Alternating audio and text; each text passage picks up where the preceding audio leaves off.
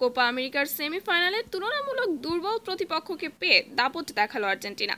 বুধবার যুক্তরাষ্ট্রের মেটলাইফ স্টেডিয়ামে কানাডাকে 2-0 গোলে হারিয়ে কোপা আমেরিকার ফাইনালে উঠেছে বর্তমান চ্যাম্পিয়নরা। প্রথম হাফে 1 গোলে এগিয়ে থেকে বিরতিতে যায় আর্জেন্টিনা। ম্যাচের 23 মিনিটে মাঠ থেকে অনেকটা ফাঁকায় আলভারেজের দিকে বল বাড়ান ডিপল। বল পেয়ে এক ডিফেন্ডারকে পাশ কাটিয়ে জালের দেখা পান এই তরুণ তারকা। দ্বিতীয় হাফে অবশ্য দাপট দেখিয়েছে কানাডা, তবে ম্যাচের 51 মিনিটে দ্বিতীয় গোল আদায় করে নেয় আলবিসেলেস্তেরা। ডি বক্সের ভেতর থেকে এনজো ফার্নান্ডেজের নেওয়া শট মেসি হালকা পা ছুঁয়ে দেন। এটি চলতি কোপায় মেসির প্রথম গোল। তার পাশাপাশি 6টি কোপায় গোল পেলেন আর্জেন্টিনার অধিনায়ক। কোপার ইতিহাসে এটি মেসির 14তম গোল। 2 গোল হজম করার পর বেশ কিছু পরিবর্তন আনে কানাডা।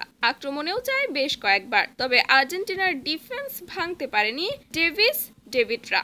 ম্যাচের 88তম মিনিটে গোলের সুযোগ পেয়েছিল কানাডা, তবে তানি ওলুওয়াসের নেওয়া শট দারুণভাবে সেভ করেন মার্টিনেজ। বাকি সময়ে আর্জেন্টিনা ডিফেন্সে মনোযোগ দেয়, ফলে গোল দিতে পারেনি কানাডা। 2-0 জিতে আবারও কোপা আমেরিকার ফাইনালে উঠল আর্জেন্টিনা। গেল 8 কোপার মধ্যে 6বার ফাইনালে উঠল তারা।